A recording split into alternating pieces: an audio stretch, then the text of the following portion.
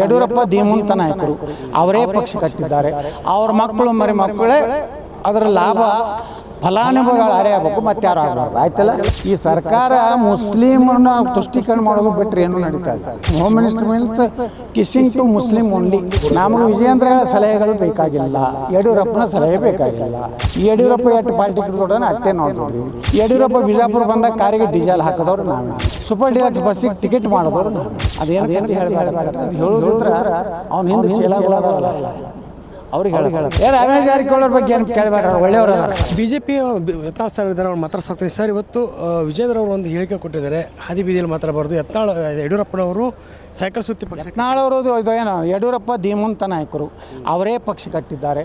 ಅವ್ರ ಮಕ್ಕಳು ಮರಿ ಮಕ್ಕಳೇ ಅದರ ಲಾಭ ಫಲಾನುಭವಿಗಳು ಯಾರೇ ಆಗಬೇಕು, ಮತ್ತೆ ಯಾರು ಆಗಬಾರ್ದು. ಆಯ್ತಲ್ಲ, ಇವತ್ತು ಹಸುಗಳ ವಿಚಾರ ಸರ್, ಇವತ್ತು ಚಾಮರಾಜಪೇಟೆಯಲ್ಲಿ ಆಗಿರುವಂಥ ಘಟನೆ.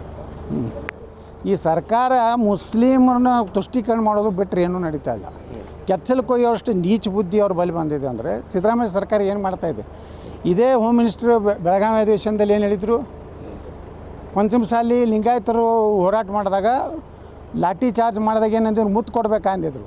ಈಗ ಅವರು ಬರೀ ಮುಸ್ಲಿಮರಿಗೆ ಮುತ್ತು ಕೊಟ್ಕೊತ ಇರೋಲ್ಲ. ನಮ್ಮ home minister means kissing to Muslim only, not Hindu. ಸ್ವಾಮೀಜಿಗಳು ರಾಜ್ಯಾದ್ಯಂತ ಹೋರಾಟಕ್ಕೆ ಕರೆ ಕೊಟ್ಟಿದ್ದಾರೆ ಸರ್. ಯಾರೇ ನಮ್ಮ ಮೇಲೆ ಹಲ್ಲೆ ಆಗಿರೋದನ್ನ ಖಂಡಿಸಿ ಯಾರೇ ಜಯಮೂರ್ತಿ ಸ್ವಾಮೀಜಿಗಳು ಹೋರಾಟ, ಅದಕ್ಕೆ ನಮ್ಮ ಸಂಪೂರ್ಣ ಬೆಂಬಲ ಇದೆ. ನಾವು ಅದರಲ್ಲಿ ಪಾಲ್ಗೊಳ್ತೀವಿ. ಮುಂದಿನ ವಕ್ತು ಹೋರಾಟ ಹೇಗಿರುತ್ತೆ ನಿಮ್ಮದು?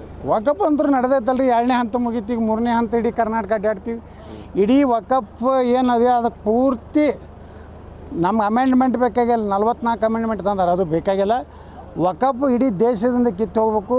ಇದು ಯಾರ್ದು ಮೊಘಲರ ಆಸ್ತಿ ಅಲ್ಲ, ಮೊಹಮ್ಮದ್ ಬಿನ್ ತಗಲಕ್ಕನ ಆಸ್ತಿ ಅಲ್ಲ, ಟಿಪ್ಪು ಸುಲ್ತಾನ್ ಆಸ್ತಿ ಅಲ್ಲ. ಇದು ಭಾರತೀಯರ ಆಸ್ತಿ, ಇದು ಹಿಂದೂಗಳ ಆಸ್ತಿ. 1 ಇಂಚೂ ವಕಫ್ಗೆ ನಾವು ಬಿಟ್ಕೊಡು. ಈ ವಿಧಾನಸೌಧನೂ ವಕಫ್ ತಾರವ್ರು ಸಾಬ್ರು ಬಿಟ್ಕೊಡೋದ. ವಿಧಾನಸೌಧ ಅಲ್ಲಿ ಇದು ಮಾಡ್ಲಕತ್ತಲ್ಲ ಮಹಾಕುಂಭ, ಅದು ವಕಫದತ್ತ ಬಂದೈತವ್ರಿಗೆ, ಸಮೀಪ ಬಂದೈತವ್ರು ಸಾಬ್ರದ್ದು. ದೇಶದಲ್ಲಿ ಸರ್ ಪ್ರಯಾಗರಾಜ್ಯದಲ್ಲಿ ಮಹಾಕುಂಭ ಮೇಳ ನಡೀತಾ ಇದೆ. ಅಲ್ಲಿ ಒಳ್ಳೆಯದು ನೋಡ್ರಿ. ನೋಡ್ರಿ ಅಂತ ದೊಡ್ಡ ನಮ್ಮ ಯೋಗಿ ಆದಿತ್ಯನಾಥರು 114 ವರ್ಷ 54 ವರ್ಷದ ನಂತರ ಬಂದೈತಿ, 44 ಅಂಥ ಒಂದು ದೊಡ್ಡ ಪುಣ್ಯದ ಕೆಲಸ ಇವತ್ತು ಆಗ್ತಾಯಿದೆ. ಅದು ಏನು ಸಂಕೇತ ಕೊಡ್ತದೆ, ಮುಂದೆ ಇದು ಹಿಂದೂ ರಾಷ್ಟ್ರ ಆಗ್ತೈತೆ ಅನ್ನೋದಕ್ಕೆ ಸಂಕೇತ ಇದು. ಕೊನೆಯ ಪ್ರಶ್ನೆ, ವಿಜೇಂದ್ರ ಅವರು ನಿಮ್ಮ ಏನೇ ಅಸಮಾಧಾನ ಇದ್ದರೆ ಹೈಕಮಾಂಡ್ ಮುಂದೆ ತಿಳ್ಕೊಬೇಕು ಅಂತ ಹೇಳಿದ್ದಾರೆ. ಮಾಧ್ಯಮಗಳಿಗೆ ಹೇಳಿಕೆ ಕೂಡ ನಮಗೆ ವಿಜೇಂದ್ರಗಳ ಸಲಹೆಗಳು ಬೇಕಾಗಿಲ್ಲ, ಯಡಿಯೂರಪ್ಪನ ಸಲಹೆ ಬೇಕಾಗಿಲ್ಲ.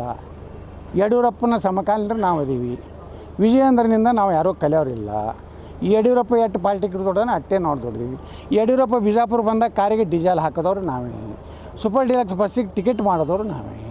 ಅದೇನು ಕತೆ ಹೇಳಬೇಡ ಅಂತೇಳ್ರಿ, ಅದು ಹೇಳೋದಿದ್ರೆ ಅವ್ನ ಹಿಂದೆ ಚೀಲಗಳು ಅದಾರಲ್ಲ ಅವ್ರಿಗೆ ಹೇಳುತ್ತಾರೆ. ರಮೇಶ್ ಜಾರಕಿಹೊಳಿ ರಮೇಶ್ ಜಾರಕಿಹೊಳಿ ಬಗ್ಗೆ ಏನು ಕೇಳಬೇಡ, ಅವ್ರು ಒಳ್ಳೆಯವರು ಅದಾರ. Thank you. ಇದಿಷ್ಟು ಬಸನಗೌಡ ಪಾಟೀಲ್ ಯತ್ನಾಳ್ ಅವರ ಮಾತು. ಕ್ಯಾಮ್ರಾ ಪರ್ಸನ್ ಪವನ್ ಜೊತೆ ದುರ್ಗೇಶ್ ನಾಯಕ, ಗ್ಯಾರಂಟಿ ನ್ಯೂಸ್, ಬೆಂಗಳೂರು.